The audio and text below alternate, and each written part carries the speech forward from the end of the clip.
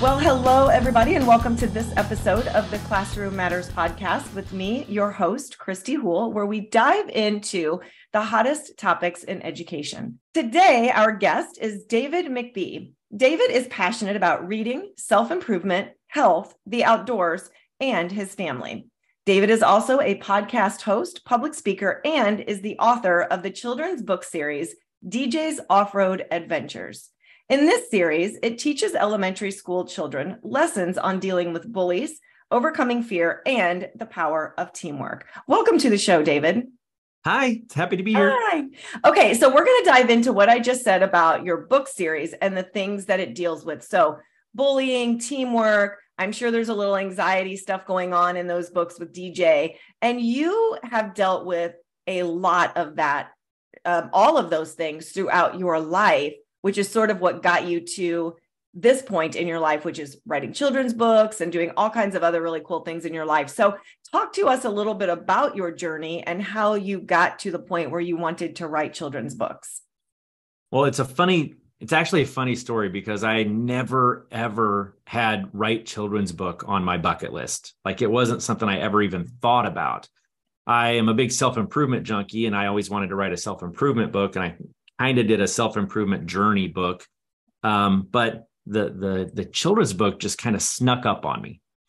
And if you're open to the story, it's kind of fun. I was actually getting my Jeep built. Like I have a Jeep and I was getting a lift kit and the winch and the whole thing so I could go off-road, right? And guy comes out of the back and he's like, "Is that your Jeep back there?" And I was like, "Yeah." He goes, "Pretty cool. Do you want to go to my wedding?" What? He's like, "Yeah, I'm roommates with Dave. He's the guy building the Jeep. And like, we're going to get married on top of a mountain in Colorado. And I need someone to help cart guests up to the top of the mountain. And your Jeep could get there." And I was like, I've never done anything like that. I live in Kansas. We don't have mountains, right? But sure, sounds like fun. So we went out there and it was amazing. Like going to the top of the mountain and going above the tree line. All those things are beautiful. But then we went out to Moab, Utah, which is kind of like what I call the Jeep playground of the world, right? People come from all over the world to go off-roading in Moab. And they took me on this obstacle, and it was the scariest moment of my life. Imagine a Hot Wheel toy driving up the back of a dinosaur. That's kind of what it was like. It was like a 70, 80-foot drop on the left, 70, 80-foot drop on the right. And it was about 15 feet of rock. And it was like doing this. And I had a massive panic attack. Like I thought I was going to pass out. So of course I just put the car in park, put on the brake, and I just kind of breathed. And I didn't know these people that well. And I'm embarrassed. I'm really freaking out. And I'm totally embarrassed. They get out of there. The guy in front of me gets out of his Jeep. He comes back to me. The guy behind me gets out of his Jeep. They walk up to me. They're standing right here. I've got my hands on the steering wheel, white knuckled, and they're just so nice to me. "You got this. You're going to be all right. Take deep breaths." And they kind of just walked with me as I drove over this obstacle. And I accomplished that goal. And of course, it was the greatest week ever. We went to mountaintops. We went to ledges. It was all very, very scary, but it was so exciting, right? You ever have one of those moments where you face one of your fears and it just makes you feel super alive? Mm-hmm. That's what it was like. And so when I got back, I was telling that story to people and somebody said, "That sounds like a great children's book." And I was like, "It does?" I'm like, "Yeah, it's a little bit like the little engine that could."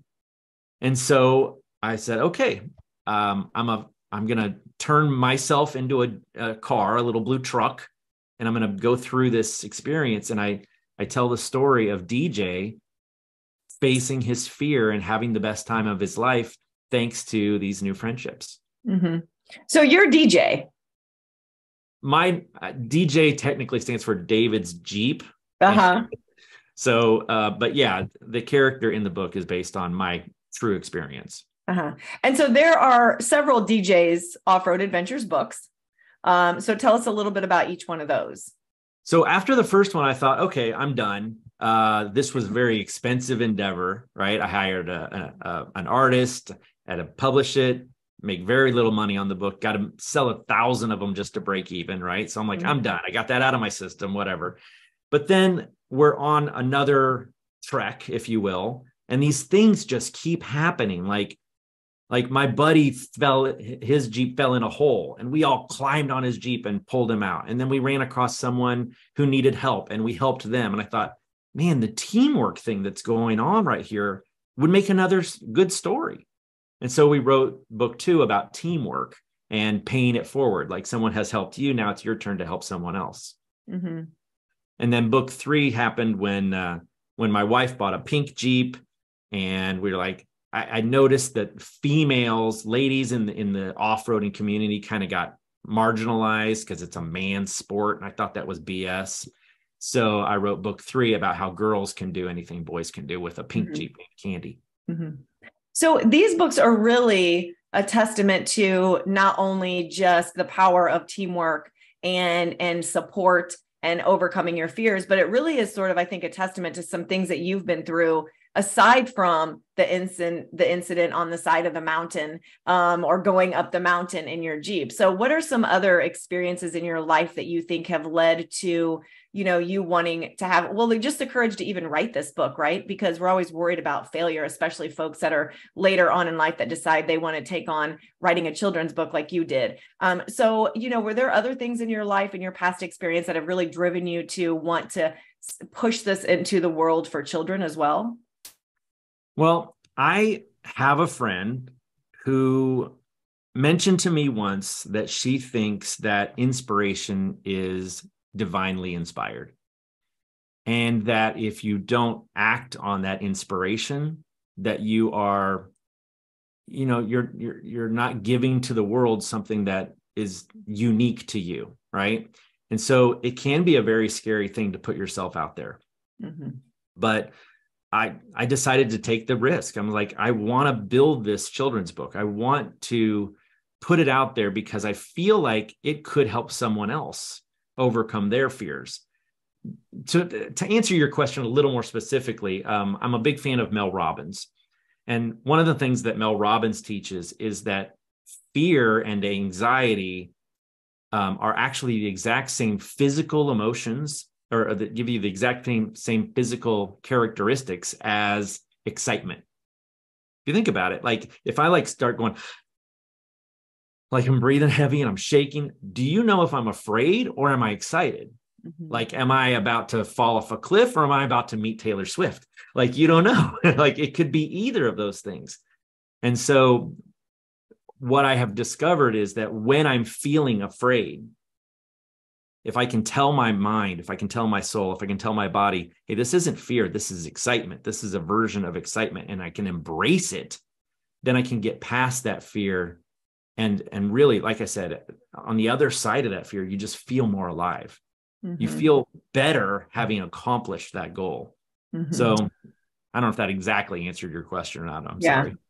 So really, the book sort of would relate to any experience that you're having in your life with fear and anxiety and bullying.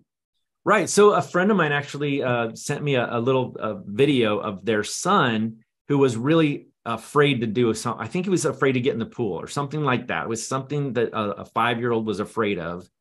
And she captured him saying, well, I'm going to face my fear just like DJ did. And I'm going to be excited about getting in the pool. Right. And I thought, oh my gosh, like that's the whole reason this book exists. Is that so when a child has a fear, they can remember how DJ overcame that fear, and maybe they can use those same tools. And then into your adulthood, I mean, how many of us look back on the things that impacted us as a child? I still think of Super Grover, and all the things that Grover meant to me back in the day, the Sesame Street days, right? So if a teenager or an adult is struggling with anxiety and they can remember that tiny little lesson that anxiety is the same thing as excitement, maybe I can help them overcome really big fears, something more important than just getting in the swimming pool. Do you think that the anxiety and the bullying and all those things have gotten worse over the last 10 to 20 years? Or do you just think that we know more about it because of social media and people are more comfortable talking about it? Where do you see that growth in some of these issues over the last decade or 2 decades? I absolutely think it's worse. I absolutely believe that. And I don't have the stats to back that up, but I did just read Rainn Wilson's book, Soul Boom. and he talks about pandemics, not the COVID-19 pandemic specifically, but the pandemic of what is happening with our youth and how there's more suicides at younger ages. There is more anxiety. There's more depression. There's more mental health issues now than there's ever been. And I don't think I'm an expert on that topic, but I really feel like social media and screen addiction, I think those are some of the things that are really feeding that. Things we didn't have as children. We would go outside and play kickball or go ride bikes. And I feel like there's health benefits from those things. Whereas these children spend so much time doom scrolling on Snapchat that they don't get to have those experiences. So, and I'm sure your audience probably agrees with most of that and is trying to find a solution to that. And I think it's as easy as go outside, put the screen down and go outside. Everyone feels better. When I go on a weekend with my Jeep buddies and we don't have very good coverage, I don't really look at my screens for a few days and I feel so much better. Yeah. Oh, yeah, for sure. And, we were talking before we started recording about our children and our age of children, and you have 2 older children and I have 3 teenagers who we've had that screen time struggle. And it really is true. Once they put that down, once we force them to separate from that after a day or two, they're like, oh, it's like they're a different person. And, now too, talking about anxiety and fear, those are things that teachers are really having to handle. Whereas probably when I was in school and when you were in school, our teachers, we showed up, they taught us the curriculum, they taught us our lessons, and then we went home. They weren't as, involved in our lives as I think teachers have become. And so having resources like this in their classroom, in their library, I think are really, really important for students to be able to pick up a book and to be able to relate to the characters along with maybe an interest of them. Obviously, little boys and even little girls. I actually have a really good friend that just bought a brand new Jeep. And she's pretty pumped about it. And now I want to buy a Jeep because I rode in her Jeep. And I'm like, well, now I need a Jeep. It is one of those things where people don't understand it until you buy a Jeep. Yeah, best marketing campaign ever was, it's a Jeep thing you wouldn't understand. And it's true. So it is true, because I know we're kind of digressing a little bit, but for those people that are listening, I used to be somewhat annoyed by all the Jeep stuff. And I'm like, really? But now that I ride around in a Jeep all the time, I'm like, I totally get it. Now I need a Jeep. So what do you want kids to take away, the biggest takeaway that you want? Obviously you don't write children's books to make $1 million. So you write them to have an effect on the people that are reading them for a takeaway so that kids can relate. So what do you really envision that to be for a child that happens to pick up your book off of the bookshelf and sit down and read it? I think that each book really focuses on that one specific lesson, and I want them to learn that particular lesson. If I could spend more time on it, I would have a dozen books, and each book would have a new life lesson. But, book 1 is truly about facing your fear and the whole anxiety is excitement kind of concept. But it's also about kindness, because these people I went off-road with were people I didn't know that well, who could have just said, get out of here, go home. Like, you can't keep up with us. But they didn't. They embraced me, and we became lifelong friends because of it. In book 2, it's all about paying it forward. It's all about teamwork. It's about helping others. As I dive into my 50s, I'm, learning to embrace spirituality as more a part of my life. And the biggest takeaway I can take from that is that we are all one. We are all brothers. We are all sisters. We are all one family. And if we treated strangers like we were family, the whole world would be a better place. And that's what DJ and his friends do in book 2. They come across strangers who need help, and they act with love. And then book 3, I just really wanted to speak out for young women. My daughter is 17. She just founded the Feminist Leaders Club at her high school. Like, she is all girl power all the time. And I was like, I want to represent that in my books, because Jeeps and trucks kind of have a boyish feel about them, but they shouldn't. They don't need to. It's just like anybody can get behind the wheel of a Jeep, right? So to have these female off-road characters get marginalized by a couple of mean jerk trucks and then for them to just show up and say, look what we can do. We can do everything. I love that. I want little girls to read that and go, yes, I can do that too. Yeah. So talking about the creative process and failure and anxiety, was there anxiety while you were writing the book? No, I would say it was mostly just fun, right? I would send the artist photographs of our actual Jeep adventures, and he would turn those into cartoons. It's like, that was fun. But as far as the anxiety goes, it was like, this is expensive. This is like, why am I doing this? Like, is anyone going to read this? Am I going to sell 8 books? Am I going to sell 80? Am I going to sell 800? Like, am I wasting my time? All those things came into play. But then my friend's voice was in my head saying, creativity is divinely inspired, and you owe it to the world to put your creativity out there. No one else could have written that book. This book could not exist if it weren't for my experience and my willingness to go through that process. And that's what she just kept saying to me. And I was like, I have to pull the trigger on it. And I got a book 4 in my head, and it's like, okay, I got to find the time. I got to find the money, because I feel divinely inspired to write this book 4. I've just got to put it out there. Even if I never sell 1 million copies of it, I just want to put it out there because it's part of my soul, and I want to share that with the world. So what advice do you give to people that are listening? Because I guarantee you there are people listening that are thinking, I've always wanted to write a children's book. I've always wanted to go through this process, but all the reasons that David just said is what's keeping me back. So what advice would you give them to overcome some of those challenges of time and money, and maybe feeling like they wouldn't sell any books? Well, I would say this. I am not the guy to talk to about getting published by a publishing company.